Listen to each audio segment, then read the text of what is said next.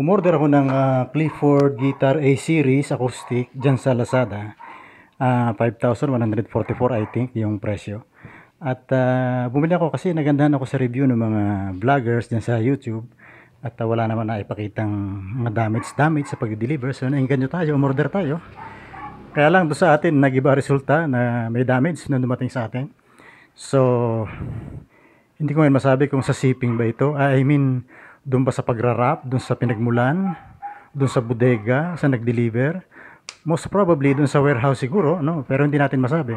So sa ngayon, ilalakad natin na ma-refund yung 5,000 plus. Anyway, ito yung Clifton A Series, pinakamura siguro to. Kasi wala siyang pickup. Wala siyang tuner. Talaga simpleng-simple lang siya. Pero na-impress nga ako doon sa kanilang slogan na no frills, just tone. Panoorin po natin itong hindi masyadong magandang experience na aking naranasan dito sa pagdi-deliver ng Clifton guitar. Sayang, gustong-gusto ko pa man. Impress na impress pa naman ako sa mga review dito. Dumating na yung ating Clifton Guitar A Series. At ito atin ang i-unbox. Dahil yun din naman ang kanilang policy for refund. So nakalagay dyan, no unboxing video, no refund policy. So atin ang i-unbox. Tingnan natin kung okay ang kanilang pagkaka-wrap nito. Sana wala naman siyang damage, walang gas-gas. Okay. So eto. Yan ang kanilang slogan, no frills, just tone. Okay.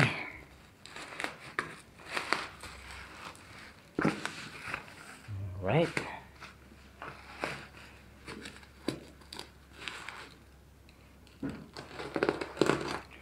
No unboxing video, no refund. Okay.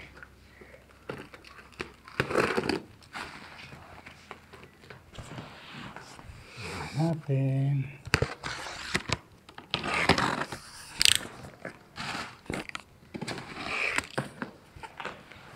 Okay.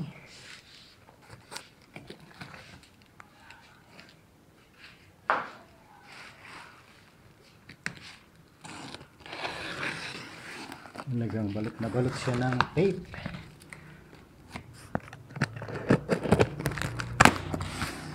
Alright, yan na. Punti pa dito. Isa lang tayo, walang kasama sa pag-unbox.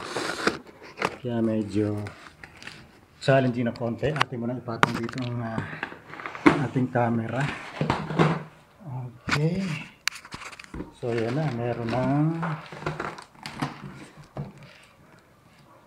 meron siyang guitar bag ba ang tawag dito, bag. So ating tayo na. Alright. Nakaw, may ay ako yata nakadamage dito. Ako ba nakadamage dito? Hindi no, kasi hindi naman ginayat yung kabila so ganito ang forma niyan. Nakadamage po yung bag.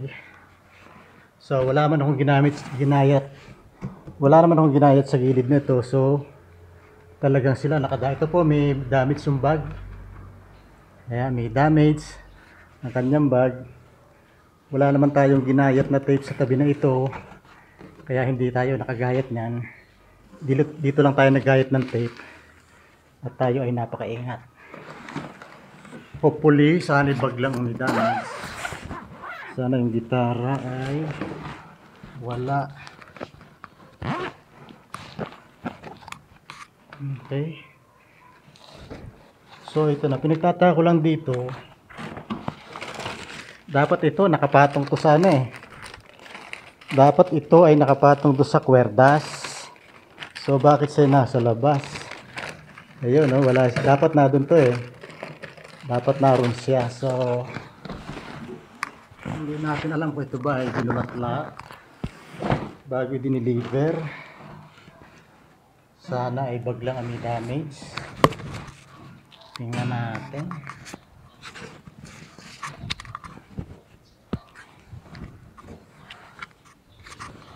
plain lang pala to. Wala pala siyang pick. So, ay patay. Nako, kitang-kita po nyo, may damage, oh. May damage, oh. May damage ho ang gitara. Paki-refund na lang po. Nako, talagang basag siya, oh.